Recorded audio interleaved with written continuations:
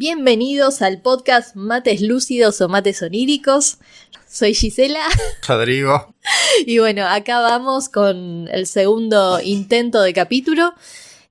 Hoy nos vamos a enfocar en lo que son las pesadillas y si nos da el tiempo vamos con interpretación de sueños y no va a quedar para la próxima. Pueden encontrar nuestras redes sociales en nuestra web recrearsesuenoslúcidos.com con N, no con ñ. Hoy 25 de diciembre 2025 está desactualizada, pero ahí están las redes sociales y dentro de poco ya lo vamos a poner más linda la web. Pero bueno, cualquier cosita y pueden encontrar nuestros datos, pueden escribirnos, pueden contactarnos por ese medio. Agradecemos primero que nada las donaciones que han hecho a nuestro fondo para poder seguir con este proyecto. Recuerden, nuestro alias en el que recibimos donaciones es rsvirtua90.mp. Es de Mercado Pago. Eso nos ayuda a seguir con este proyecto. Tenemos la idea de hacer un libro en algún momento. En algún momento si se puede continuar haciendo talleres presenciales. Nada, hay mucho que podemos hacer. Cualquier ayudita viene muy pero muy bien. Bien, hoy vamos a hablar, o vamos a empezar hablando y después veremos qué pasa, del tema pesadillas. A partir del último podcast que hicimos nos llegaron algunos mensajes y hay uno puntual que vamos a leer para tratar este tema de las pesadillas porque es un mensaje representativo de una pregunta que se nos ha repetido mucho a través del tiempo y que se ha repetido mucho en los talleres presenciales, que tiene que ver con cómo hago para salir cuando tengo una pesadilla. Bien, el mensaje dice: recién me desperté, me dormí un rato la siesta. Me despertó una pesadilla. Por primera vez me cuento los dedos. No es la primera vez que me doy cuenta de que estoy soñando, pero sí la primera vez que lo corroboro. El punto es que dándome cuenta no pude salir. Lo intenté 3 veces porque era un sueño espantoso y no pude. Me desperté asustado y con el corazón a 1000. ¿Hay algún tip para salir? Las pesadillas me pasan seguidos. Muy pocas me doy cuenta, pero no puedo salir. Entonces la pregunta un poco gira en torno a ¿cómo hago para salir? Y nuestro enfoque personal, lo que intentamos nosotros ante estas experiencias es, en vez de poner la energía en cómo salir, creo que más bien se trata de cómo gestionar la experiencia. La pesadilla puede ser una puerta de entrada a uno darse cuenta que está soñando. Uh-huh. De hecho, es una de las puertas de entrada más comunes, sobre todo cuando uno recién está empezando, porque las pesadillas suelen representar golpes emocionales fuertes y el miedo es un excelente disparador para pensar, capaz que esto es un sueño y hacer esto de los controles. Que repetimos de lo que hablamos el podcast anterior, si uno no hace los controles en la vida diaria, es decir, si uno no se está acostumbrando eso en la vida cotidiana a cuestionarse la realidad, a contarse los dedos, a preguntarse si estoy soñando, y bueno, no va a pasar pesadilla o no. Pero si uno está haciendo ese ejercicio, las pesadillas suelen ser la forma más normal en la que a uno se le ocurre, capaz que estoy soñando, y hace una comprobación de realidad y se cuenta los dedos. Con esto tampoco queremos decir que uno tenga que cultivar la experiencia de las pesadillas de forma consciente, como onda decir, bueno, yo con una pesadilla me doy cuenta que estoy soñando, entonces a propósito me voy a acostar pensando en tener una pesadilla. No, por favor, eso que quede claro. Sino que si uno tiene esta tendencia a tener ese tipo de experiencia, ¿sí? De tener pesadilla, que pueden ser muy variables, uno puede usar esa repetición, esa tendencia natural que tiene a tener pesadillas como un disparador. No me acuerdo si en el podcast anterior habíamos hablado de eso, sé que en otras charlas que tenemos subidas sí, que es esto de que entender de que cada uno en su propio historial de sueños tiene ciertas características o tipo de experiencias que se repiten, entonces uno eso lo puede usar como disparador para darse cuenta si está soñando o no. Que yo lo he comentado, uno mío personal es las cosas dobles. ver dos personas iguales, 2 tornados, 2 autos iguales. Entonces, en mi vida cotidiana, ¿sí? En mi vida en vigilia, acá ahora, yo no conozco, no sé, gente que sea mellizos, gemelos, o no tengo 2 autos iguales, no vivo en una zona de tornados, o sea, no forma parte de mi vida cotidiana. Yo cada vez que veo algo doble, automáticamente ya tengo entrenado mi cerebro como, seguramente estoy soñando, veo algo doble y me cuento los dedos. Empiezo 5, 4, 3, 2, 1, mirarme la mano y el 100% de las veces estoy soñando, porque repito, es algo que en mi vida cotidiana no está presente, pero en mi vida onírica se repite constantemente. Entonces yo lo uso como disparador, es una marca mía propia de mi historial de sueño. Hay gente, nos ha pasado en una de las charlas estas presenciales, que había una chica que nos contaba que ella tenía pesadillas prácticamente todas las noches. Nosotros lo que le propusimos es que utilice, así como yo usaba esto de ver cosas dobles, como estoy soñando, que utilice esa misma experiencia de las pesadillas, porque en general hay ciertas cosas que se repiten, usarlo como disparador. Bueno, no sé, ponele que te aparece un monstruo verde a decirte, no sé, que no servís para nada, qué sé yo, no sé, estoy inventando. Y vos decís, bueno, en mi vida cotidiana, ¿el monstruo verde existe? Digo, como una cosa tangible. No, o sea, es como, bueno, entonces es bien de la vida onírica. Bueno, entonces cuando veo el monstruo verde, decirme, estoy despierta, estoy dormida, contarme los dedos, o sea, hacer esto del chequeo de realidad. Pero para poder hacer eso, es importante que yo tenga registro de mis sueños, que yo los anote. Volvemos siempre a lo mismo, registrar los propios sueños, porque ahí es donde yo tengo mi material, mi cuestión de qué símbolos se me repiten, cuáles son mis disparadores. Acá me quiero meter un poquito también en un tema cuasi filosófico. Nosotros solemos hablar mucho de la relación directa que hay entre darse cuenta de que uno está soñando, de tener conciencia de estar adentro de un sueño y del control del sueño. Pero hay un pequeño detalle acá. Darse cuenta de que uno está soñando no significa necesariamente y automáticamente tener un control absoluto del sueño, ¿sí? ¿Por qué digo esto? Porque esta pregunta que nos han hecho tanto de, bueno, ¿y cómo hago para despertarme?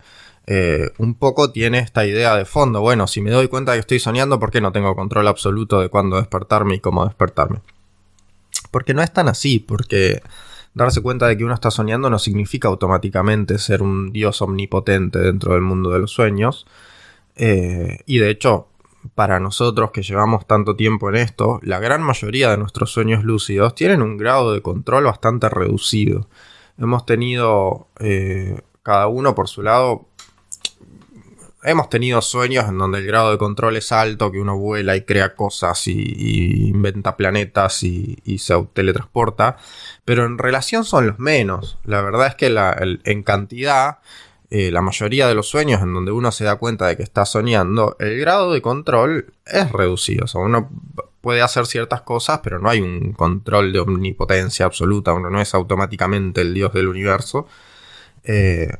Y aprender a entender lo que se llama el locus de control. Locus de control es, bueno, qué es lo que está en mis manos y qué es lo que no. Qué es lo que yo puedo controlar y qué es lo que no. Y aceptar que aquello que está fuera de mi control, y bueno, y es lo que es parte del aprendizaje de navegar estos sueños, sobre todo los sueños que son pesadillas. Y es un aprendizaje que se traduce muy bien a la gestión de la vida cotidiana. O sea, vos decís como que es un proceso escalonado de alguna manera, que no es que, bueno, me doy cuenta que tengo una pesadilla y automáticamente, como me doy cuenta que tengo una pesadilla, ya controlo todo el entorno. Dar la posibilidad de que hay diferentes grados, me doy cuenta que tengo una pesadilla, me doy cuenta que estoy soñando, y ya es una forma diferente de reaccionar de cómo lo vengo haciendo, y bueno, puedo llegar a tener control o no sobre esa pesadilla. Sí, ¿eso? Sí, creo que la postura es hacerse la pregunta sensata de, bueno, ahora que me doy cuenta de que estoy soñando, ¿qué es lo que puedo hacer? Y también está esta cuestión de que inmediatamente saltar a, bueno, ¿cómo salgo de acá? Es un poco una actitud escapista. Que, a ver, vamos a aclarar algo. Recién, antes de empezar el podcast, estuvimos haciendo revisión de pesadillas nuestras. Y es muy normal que la tendencia natural, que el primer pensamiento sea, bueno, ¿cómo salgo de acá? ¿Cómo hago para despertarme? El tema es que no necesariamente es, digamos, la mejor forma de aprovechar la experiencia. Tomar una actitud evasiva y escaparse del problema no es la mejor postura para confrontar los problemas, ni en los sueños ni en la vida. Entonces, aprovechar la oportunidad para encarar el problema de frente, para tratar de entenderlo, ver por qué está pasando, qué es lo que está pasando, qué es lo que está intentando comunicarme, va a ser la postura más sana y más provechosa como entrenamiento de mi propia psicología y de mi propia postura para enfrentar los problemas que se me vienen. De nuevo, en los sueños y en la vida, ¿no? Esto es un ida y vuelta. Justamente los sueños, y los sueños lúcidos en particular, son una excelente herramienta para cultivar aptitudes de la personalidad, por llamarlo de alguna manera, ¿no? Posturas psicológicas útiles para confrontar la vida toda, para gestionar la vida toda. Si yo aprendo a no dejarme robar la energía, a no dejarme asustar, a no dejarme apabullar, a no dejarme aterrorizar, a no dejarme pasar por encima dentro de los sueños cuando tengo pesadillas, y bueno, eso se va a traducir en que yo voy a tener una postura mucho más segura cuando se me vengan problemas reales dentro de la vida cotidiana también. Sí, por ahí lo que yo propongo, discúlpenos por ahí si nos vamos, pasa que nos resulta difícil acotar o seguir un hilo, así que bueno, por eso nos sirven las preguntas y bueno, cualquier cosa déjenos en los comentarios si se entiende o hay alguna parte que queda confusa, porque bueno, necesitamos esa ayuda.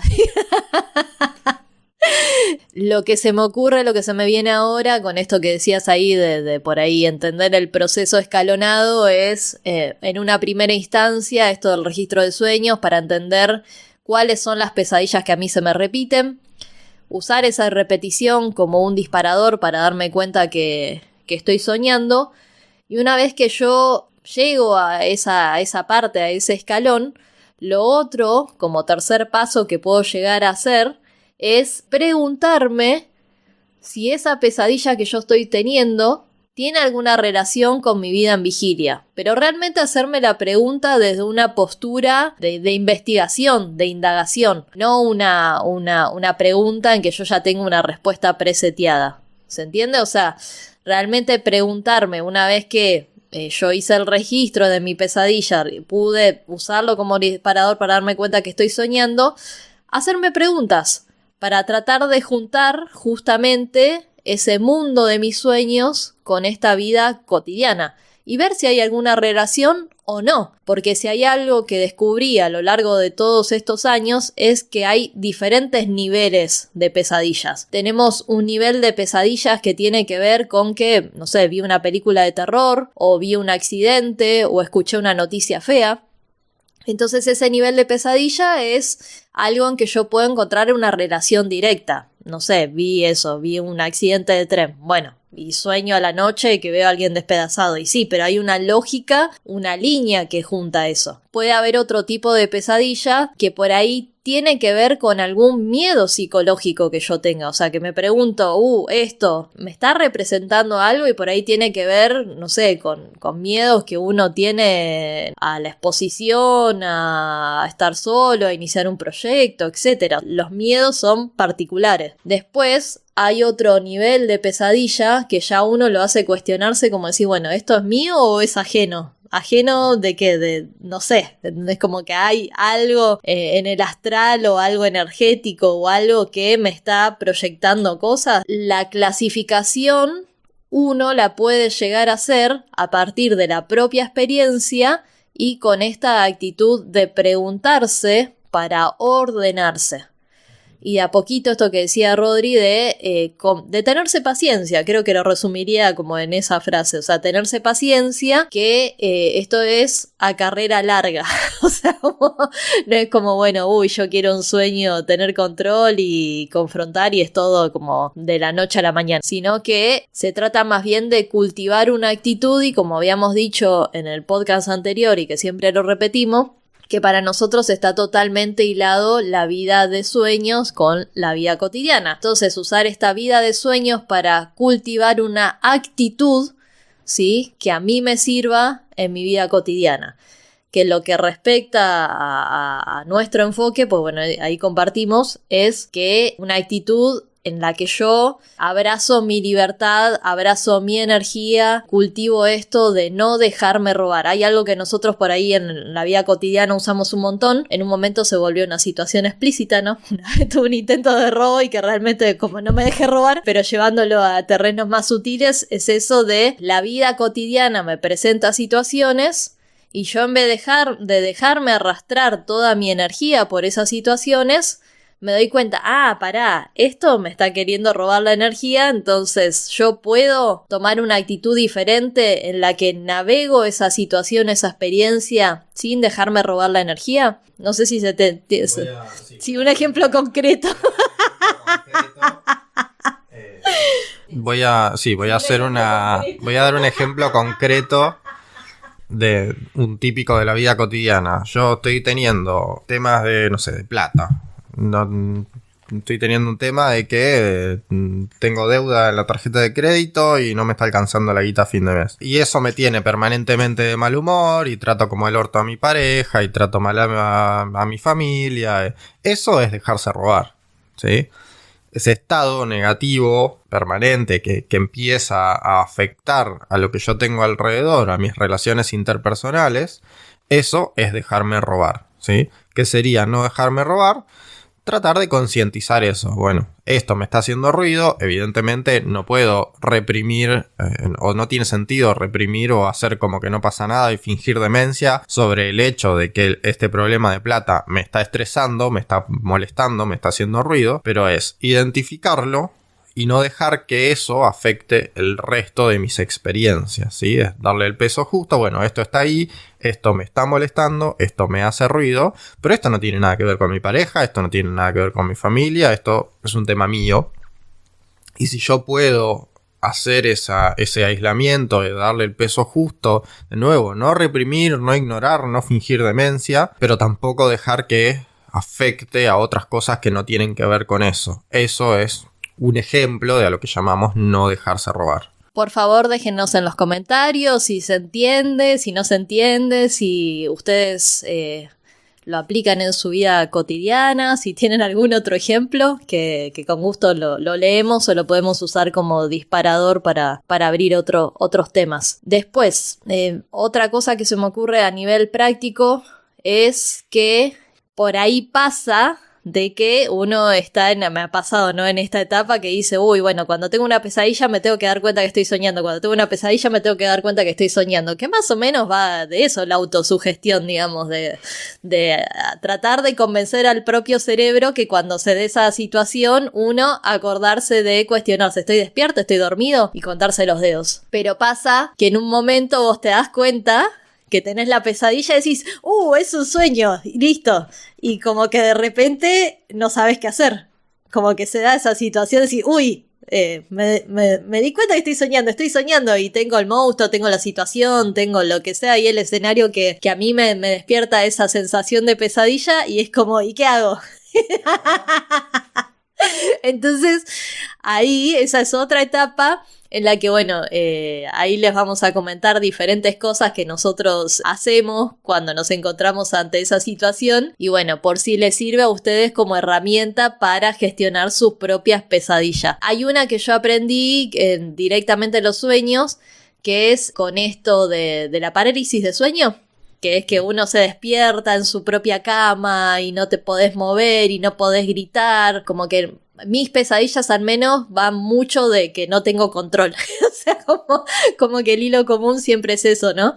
De no puedo moverme, no puedo gritar, no puedo hacer nada y estoy en un escenario que es cotidiano, que en este caso sería en mi propia habitación, en mi propia pieza. Una vez en esta situación de parálisis de sueño que me daba un terror enorme, fue como dije, ¡ay! Estoy soñando, esto es una pesadilla, pero no me podía contar los dedos porque no podía moverme, pero como que pude darme cuenta con certeza de que estaba soñando y que era una pesadilla. Por más que no me contara a los dedos, yo hice clic, esto es un sueño y es una pesadilla. Ahí como que se me vino onda de velación, estás en un sueño. Como estás en un sueño, tu cuerpo físico no tiene sentido de que te muevas como te moverías como cuando estás despierta. Como con los músculos, este saco de hueso que sí, me levanto, no sé qué. Entonces fue bueno, ¿y entonces qué puedo hacer? Puedo flotar. Y cuando me concentré como en esa sensación de flotar, ahí recuperé el control. Es muy sutil, pero si ustedes en algún momento lo pueden probar, me encantaría que si les funciona me lo dejen en los comentarios.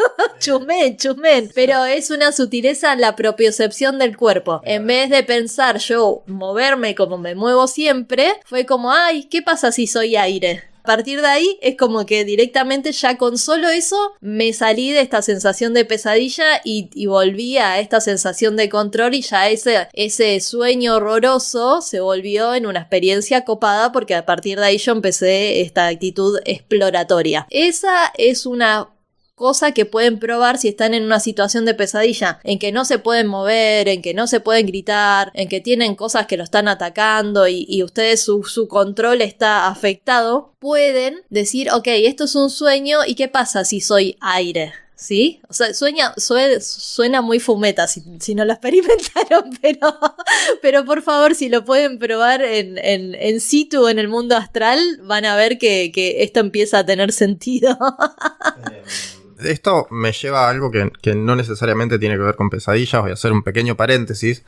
Pero es muy común en los sueños lúcidos en general, cuando uno se da cuenta de que está soñando, que el control del cuerpo se vuelve un problema porque, por decirlo de alguna manera, no estamos acostumbrados o no sabemos pilotear la máquina, ¿sí? Nosotros sabemos pilotear la máquina de carne, estamos acostumbrados, lo tenemos como segunda naturaleza y lo aprendimos de bebés y ya no nos acordamos cómo hicimos para aprender a pilotear la máquina de carne, pero lo tuvimos que hacer en algún momento, ¿no? El bebé tiene que aprender a gatear, a arrodillarse, a pararse, a caminar de a poquito, y nosotros ya lo tenemos muy naturalizado, esta secuencia de mandarle la orden al cuerpo y que el cuerpo responda, al punto de que ya ni sabemos cómo hacerlo conscientemente. Bueno, en los sueños uno tiene que aprender a pilotear la máquina, que no es la de carne, es la máquina astral, vamos a decirle. Recuerden que las palabras son etiquetas, ¿sí? Astral no significa que nosotros tengamos una línea de creencia del mundo astral, es una forma de decirle a eso. Diferentes culturas le llaman de diferentes maneras. No hay certezas al respecto, no estamos diciendo que existe tal o cual cosa. Es una forma de llamar a eso que no se termina de entender bien qué es. Pero bueno, vamos a llamarle el cuerpo astral o el mundo astral. Pilotear la máquina es eso, es cómo hago para controlarme yo, lo que sea que yo sea, en ese plano, en ese espacio, en ese mundo en el que no soy la máquina de carne, soy otra cosa más sutil. Y requiere cierta atención, cierta práctica, y es muy interesante la experiencia de detectar esa sutileza, de qué tan diferente se siente mover un brazo con la máquina de carne respecto de mover un brazo con la máquina astral, ¿no? Con ese cuerpo astral, que además, paréntesis, ese cuerpo astral podría ser nada, podría no tener forma de cuerpo humano. Yo he tenido sueños lúcidos en los que yo era un auto, por ejemplo, o que yo era nada, o que yo era aire, o que yo era agua, o que yo era una especie de observador intangible de una escena que se desarrollaba y que yo estaba viendo desde diferentes ángulos sin tener cuerpo. Todo eso parte de aprender a percibir cómo se siente ese ser algo astral y cómo se maneja eso y cómo lo piloteo, así sea que tengo cuerpo o no tengo cuerpo. Me gusta. Después, otra opción que se me ocurre, yo le voy tirando cosas que a mí me han servido en situaciones de pesadilla, como para que ustedes prueban y vean si les resultan herramientas. Si tienen otra técnica que quieran compartir en los comentarios, también lo pueden dejar. Les decía, esto de si no me puedo mover, no puedo gritar nada, como bueno, me vuelvo flotante, etérea. Otra cosa que pueden probar en caso de que se den cuenta que están soñando, que es una pesadilla y tienen cierto grado de control y energía como para hacer cosas que se sienten como más densos, digamos, como que pueden proyectar más, pueden utilizar la misma voz como herramienta para impactar en ese elemento de pesadilla, como para reescribir esa situación. Como ya les había comentado en otros videos, yo uso mucho esto de cantar, no tengo ni idea por qué, todavía certeza, pero me funciona mucho más en el astral la proyección, el reescribir el sueño con la voz cantada que con la voz simplemente nombrando. O sea, no sé, si yo digo, bueno, voy a viajar a una montaña, no sé, con un cantito así pedorro, que hasta me da vergüenza, me funciona mucho mejor para que esa montaña aparezca en el astral y yo estar viajando ahí, a que si yo digo, bueno, voy a ir a la montaña. No sé por qué, no tengo idea si es un elemento común o es algo particular. Déjenme en los comentarios si a alguno les pasa. Pero en esas pesadillas en que tengo cierto grado de control, prueben usar esto de la voz como para reescribir la situación.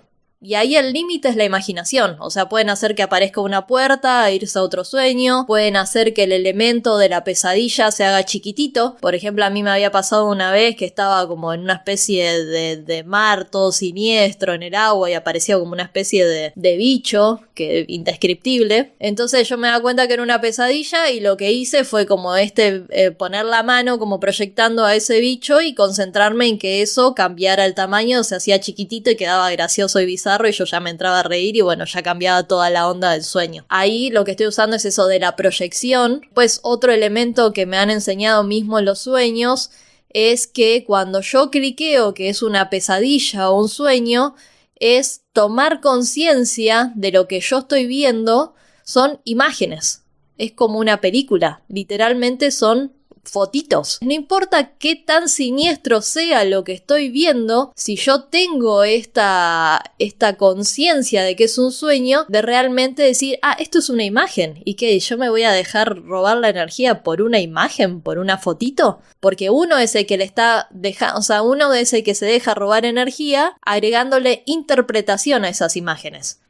Y esto yo lo he puesto a prueba y he tenido pesadillas mamushkas, que digo yo, que es la pesadilla, adentro de la pesadilla, y he llegado hasta tener hasta 10 niveles. O sea, horroroso, pero a la vez un campo de entrenamiento bárbaro en las que he aplicado esto de que me han explicado en los mismos sueños esto, bueno, acordate que son solo imágenes, acordate que son solo imágenes. En ese tipo de situaciones, lo que me ha pasado a mí es que aparece lo que a uno le da más asco, más horror, o sea, no sé, que están despellejando gente que uno quiere, de que, no sé, en mi caso viene mucho por ese lado, ¿no? El despellejamiento, ¿no? El dolor explícito, la cosa morbosa de la piel, los ojos, no sé, como que esa imagen en particular es algo, propias pesadillas, horroroso, entonces como, bueno, ahí acordate que es una imagen,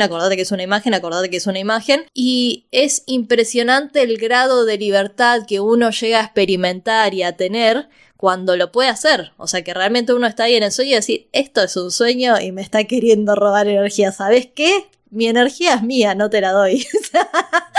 Hacer conciencia de que lo que estoy viendo es eso, es una fotito, es una imagen y no es nada real. A partir de ahí, mi energía queda conmigo, no se va en el sueño y eso se va debilitando. Obviamente, como decía Rodri, hay veces que uno lo hace de taquito y hay veces que no. Pero si uno está como comprometido con cultivar esa actitud, incluso en la vida cotidiana, en el mundo de los sueños uno lo va haciendo bastante endógenamente. Sí, de hecho, una aclaración importantísima sobre esto que me parece que está bueno tener presente es que lo más importante no es el resultado final de lo que logro en el sueño, sino el intento, ¿sí? ¿Qué es lo que intenté?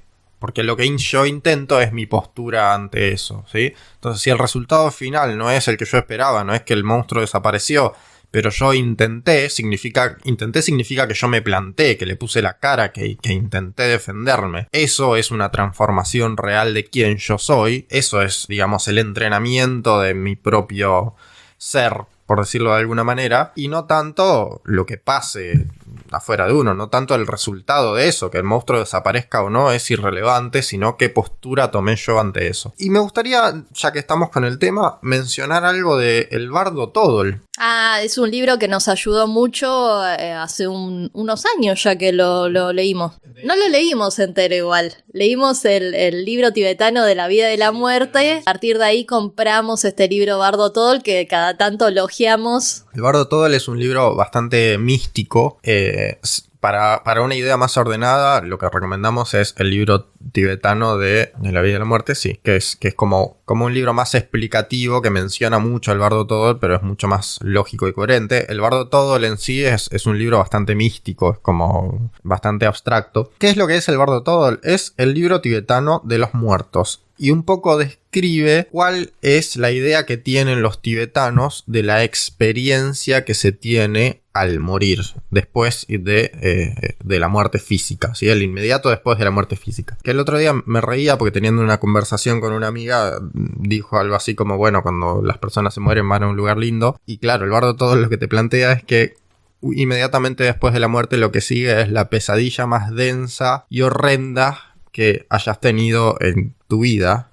Es decir, una pesadilla peor que cualquier otra pesadilla que hayas tenido en tu vida. Y justamente todo este tema de aprender a aprovechar las pesadillas para tomar conciencia, de que las pesadillas son, como lo dice el Bardo Todol, imágenes del intelecto que no son reales, y no dejarse robar por esas imágenes, no darle peso a esas imágenes, es la preparación para la muerte, ¿sí? El yoga tibetano de los sueños es justamente la preparación de la conciencia para poder entrar al bardo, es decir, para poder confrontar ese momento de la muerte en que uno entra en esta pesadilla tan densa, con conciencia de que uno está ahí, de que uno está en el mundo de la muerte o en el mundo de los sueños, de que todo lo que está pasando y lo que estamos viendo en esa pesadilla tan horrenda es fantasía, es imágenes del intelecto, no es real, son todas imágenes, constructos hechos a partir de nuestras propias ideas mentales que nos hicimos durante toda la vida de qué es algo horrible o qué es algo que me atemoriza. De nuevo, es una preparación para la muerte, pero también es una preparación para la vida. Aprender a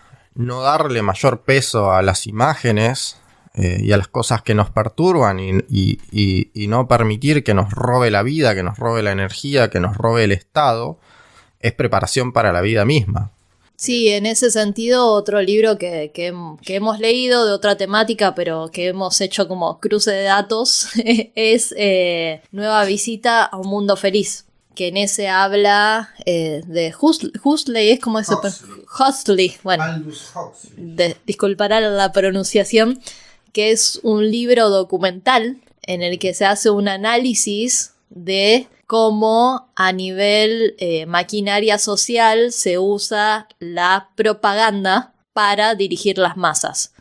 Entonces, si uno lo lleva a la vida cotidiana, es una forma que está estudiada de cómo manipular las emociones de las masas para justamente llevarlo a los objetivos que le interesa al sistema a nivel macro. Entonces, esa es una aplicación, por ejemplo, de la vida cotidiana, comprender que muchas veces si uno se corre, o sea, si empieza a estudiar la psicología, así como hay orientaciones positivas, si uno quiere decirle, de bueno, vos recuperar tu libertad, tus emociones, etcétera, también hay una parte oscura y siniestra de eso, que es justamente utilizar estas emociones primarias para robarte energía y llevar a la masa, ¿no? A toda la población a ciertos lugares que convienen, como bueno, a otros fines, digamos. Sí, sin mucha vuelta, Huxley en ese libro, Nueva visita a un mundo feliz, describe casi punto por punto todo lo que pasó en el 2020 con la pandemia, de cómo se manipuló a la masa toda usando el miedo de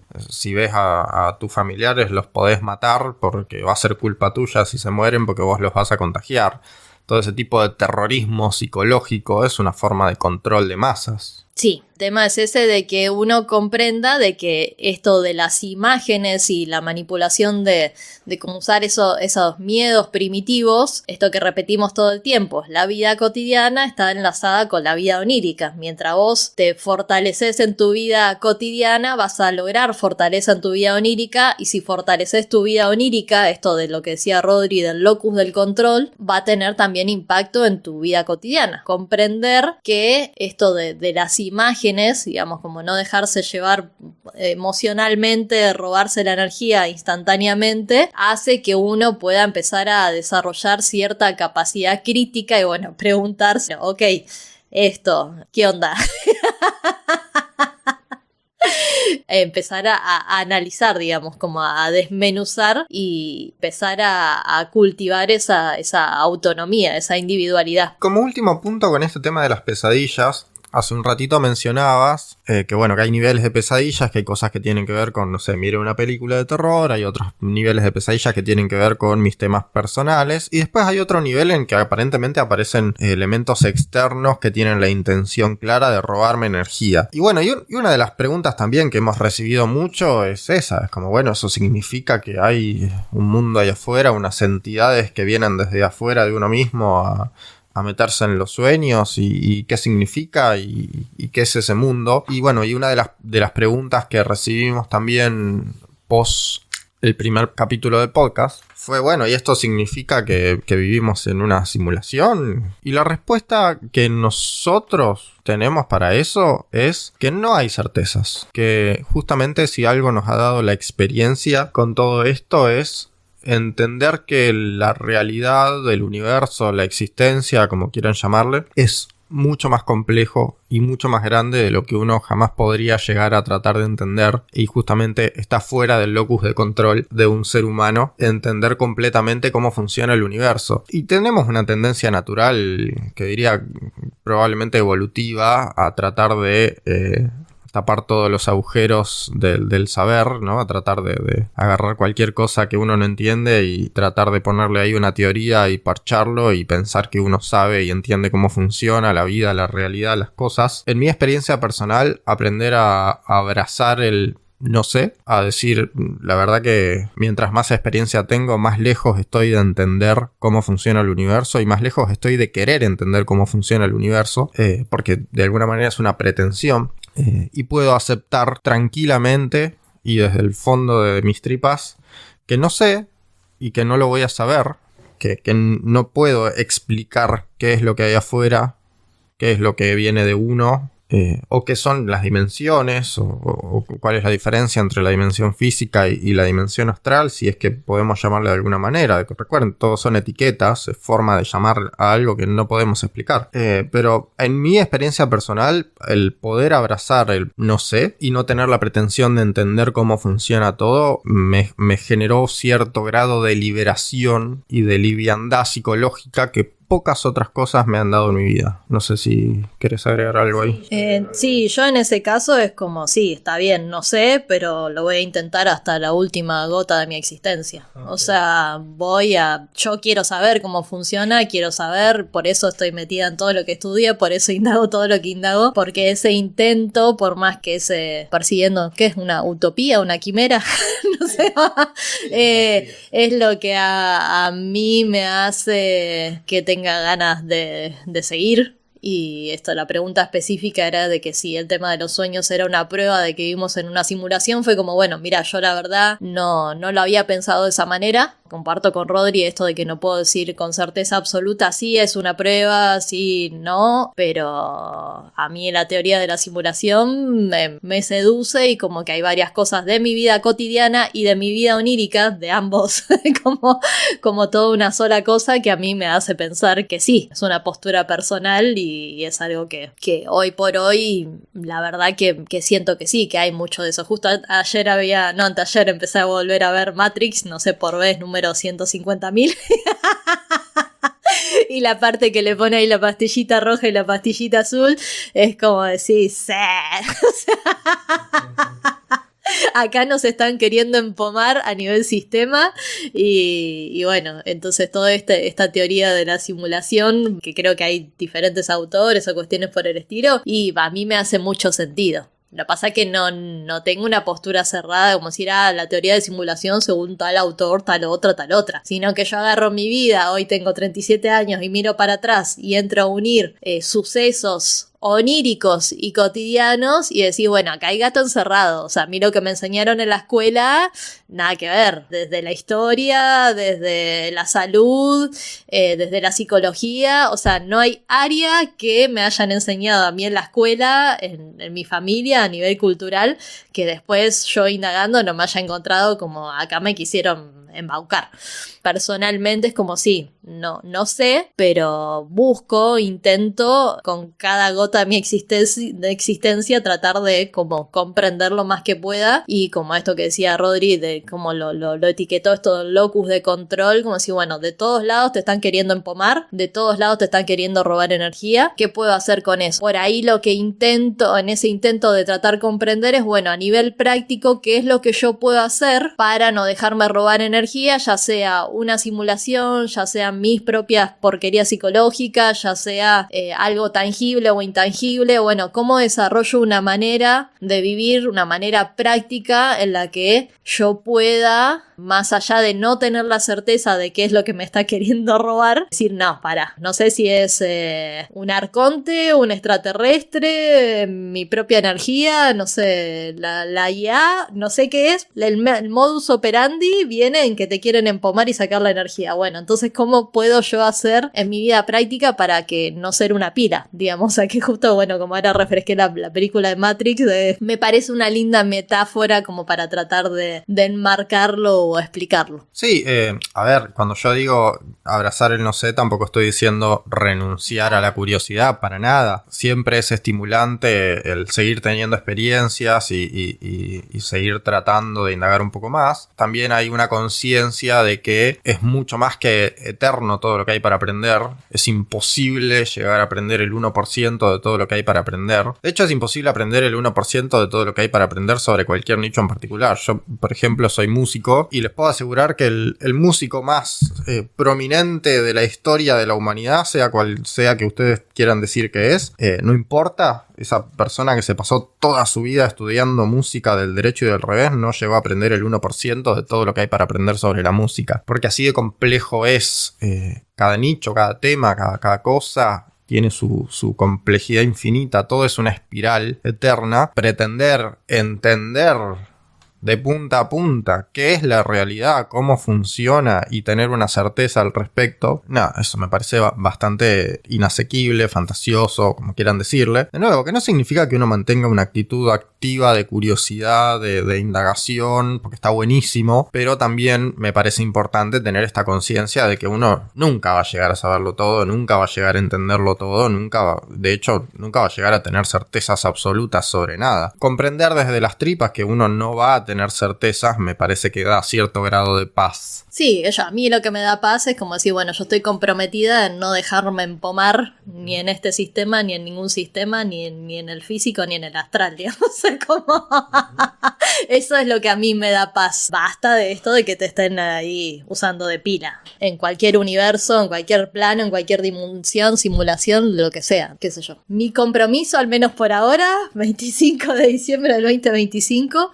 va por ahí, como la forma en cómo encaro y cómo voy, mi compromiso de dejar de ser una pila en sistemas ajenos. No, ¿ajeno de qué? No sé todavía bien qué, pero es muy claro y de vuelta, esto de que la pregunta decía, bueno, el astral, o sea, para mí es como el astral, lo cotidiano, o sea, porque no puedo separar yo en mi historia las experiencias astrales de lo cotidiano, porque lo veo totalmente entrelazado. No porque confunda la realidad con lo cotidiano, sino porque la información que siento que hay en los dos tipos de experiencia me enriquece y está orientado hacia el mismo lugar, que es esto, bueno, cómo me dejo de empomar, cómo me dejo de que no me roben energía, digamos. Volviendo al tema de las pesadillas, ahí se me vino otra forma de pesadilla, otra técnica que he visto de que te intentan robar energía, es esto de convencerte de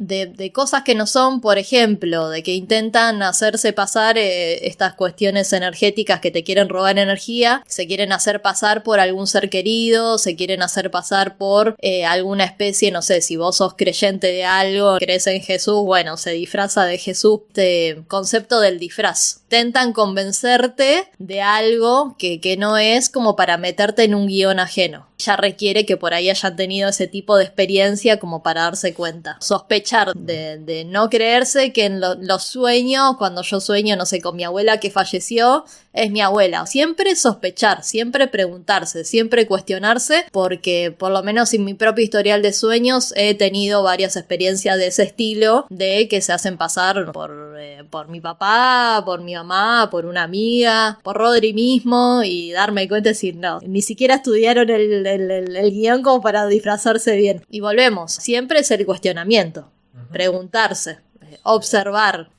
Sí, en mi caso, creo que hablé la vez pasada que uno de mis grandes disparadores para darme cuenta de que estoy soñando son familiares míos que han fallecido. O sea, mi papá, mi abuelo, los dos más regulares. Tío que falleció hace poco también, hace poco lo soñé y bueno, también me ayudó a darme cuenta de que estaba soñando. Queda flotando la pregunta, ¿es realmente esa persona, ese familiar fallecido que viene a darte una mano o no? ¿O es una proyección de tu intelecto? ¿O es una entidad disfrazada de...? Creo que en este caso, en particular, en mis experiencias, es irrelevante la pregunta, al menos para mí, porque no la voy a poder resolver. No con certezas, al menos. Y lo importante en eso es que me ayudó a darme cuenta de que estaba soñando, de que pude tener la experiencia lúcida, de que pude hacer un ejercicio de conciencia de alguna manera, gracias a eso, sea lo que sea realmente la persona o no lo sea, le puedo agradecer igual a la persona porque la imagen de esa persona dentro de mí mismo, aunque sea, me ayudó a tener un ejercicio de fortalecimiento de conciencia de alguna manera. Pero de nuevo, me parece que es contraproducente enroscarse demasiado en tratar de buscar la certeza de si esa persona es realmente la persona fallecida o no, si el mundo de los sueños es otra dimensión o no, si eso significa que vivimos en una simulación o no. Buscar certezas en ese sentido, de nuevo, me parece hasta contraproducente, ¿no? Pero bueno, vuelvo a lo mismo.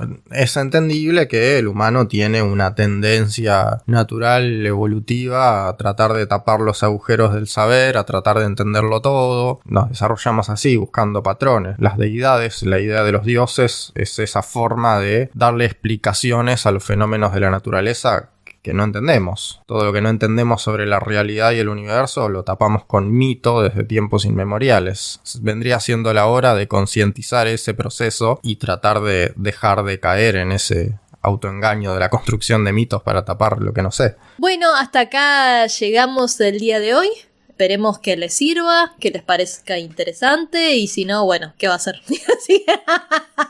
Si escucharon hasta acá, nos pueden dejar ahí una manito, un corazoncito, algún comentario. Si tienen la propuesta de algún tema como para que hagamos en un próximo capítulo. Sí, tengo algunas ideas que, por ejemplo, nosotros leímos varios libros que tienen que ver con esto de los sueños lúcidos y les interesaría que hablemos de los libros que hemos leído, de lo que nos parece, o si quiere que por ahí nombremos otros autores que también hemos escuchado que están en esta temática, o libros de otros temas que nos han servido como disparador para enriquecer el tema de los sueños lúcidos, películas. Escuchamos sus sugerencias. A nosotros ya este espacio nos sirve para reflexionar y ordenar. Si les sirve a ustedes también, sería un golazo. Preguntas, todo lo que quieran preguntar, déjenlo en los comentarios. Nos sirve un montón para poder planear el próximo capítulo, el próximo paso, temas a abordar. Reiteramos, la página web es recrearse sueños lúcidos, con n no con ñ.com. Pueden encontrar en Instagram también como recrearse, es esta con ñ, recrearse sueños lúcidos también.